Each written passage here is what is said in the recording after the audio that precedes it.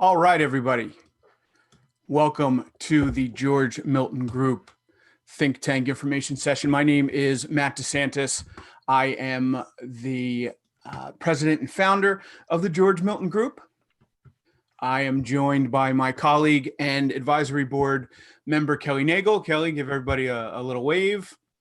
Hi, everyone. And appreciate you guys coming out. I know you're busy. I know you've got a lot going on. So for you to take some time out and chat with us about the George Milton Group, the Teen Think Tank, and an extracurricular program for exceptional students, it means a lot to us. The George Milton Group is a strategic solutions firm. We help people solve problems.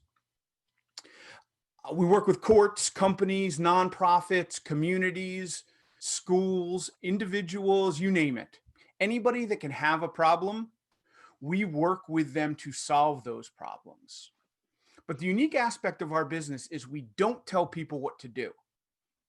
We don't come in and provide them with a list of solutions to their problems.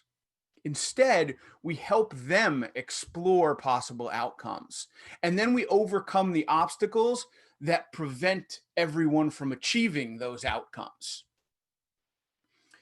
And one of the most effective ways we do that is through our education programs and platforms that we create.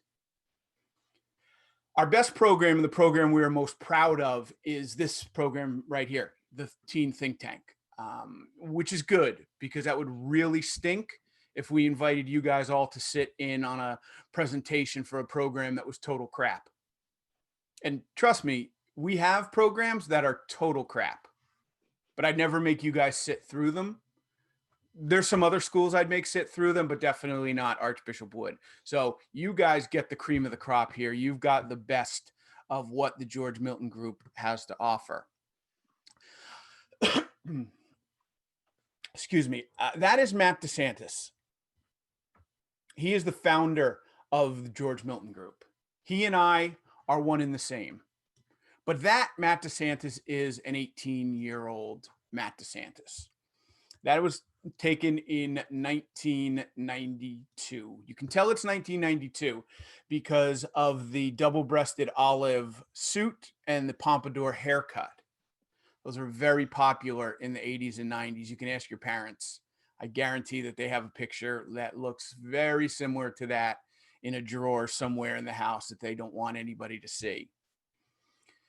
46-year-old Matt DeSantis, the guy that you're looking at right now, is worth talking about. He deserves some props. As I mentioned, he graduated from Syracuse University, did that cum laude, got a law degree, took the bar exam. He's tutored and mentored high school students, taught college courses, has a decent to impressive professional resume. And you can check out that resume on LinkedIn.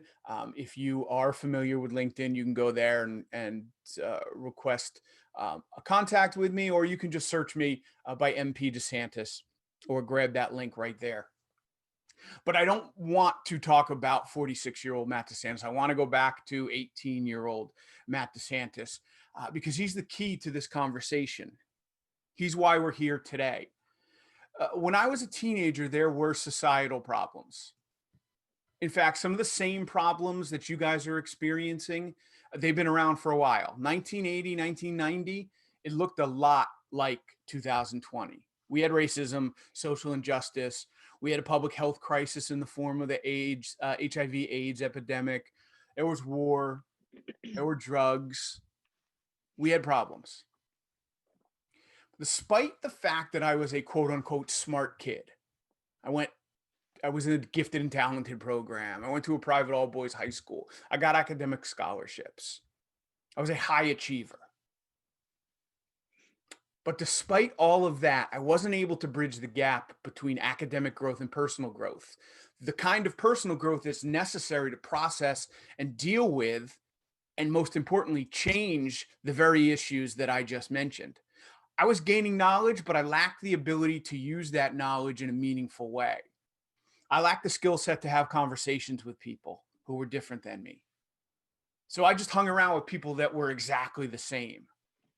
And because my experience was homogenized, both racially, economically, socially, I never was forced out of my comfort zone. I never needed to answer difficult questions. So I never asked difficult questions. That's not unique. A lot of people who grew up during my time were like me, which may be why our society has such a hard time communicating, sharing ideas, and having fact based dialogues. Not sure if you guys have noticed that, but our society has a bit of a communication gap. As an adult, I'm kind of embarrassed by that situation. I'm embarrassed that we live in a society that doesn't put productive, meaningful, congenial discourse above all else. I'm embarrassed that we don't have a society that finds tremendous value in communication skills. I'm embarrassed that we don't have a norm that perpetuates fact based dialogue, regardless of what your personal beliefs are. So I want to help change that, but I'm not going to do that by enlightening or educating my colleagues and contemporaries. They're old dogs, they don't learn new tricks.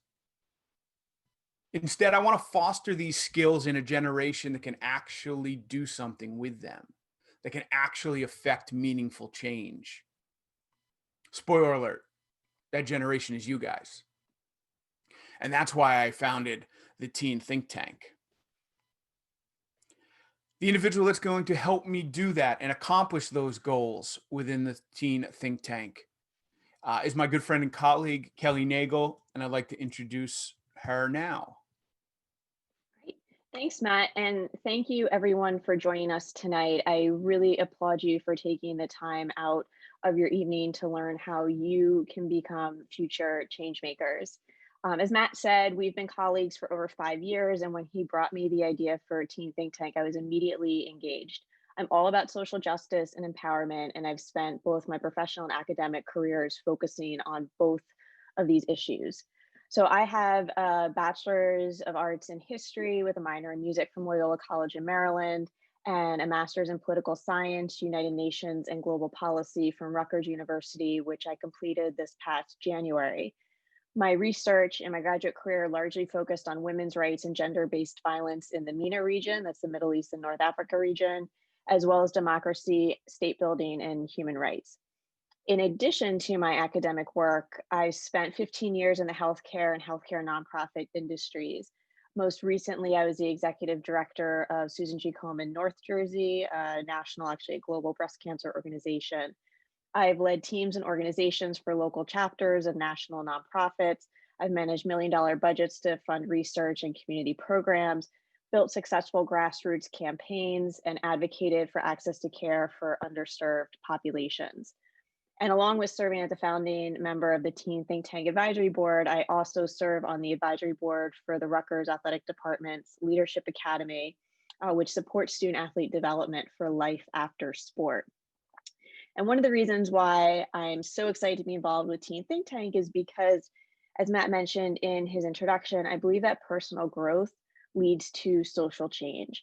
And I believe that achieving real change requires being informed by evidence-based research, exposure to diverse backgrounds and opinions, and cooperation.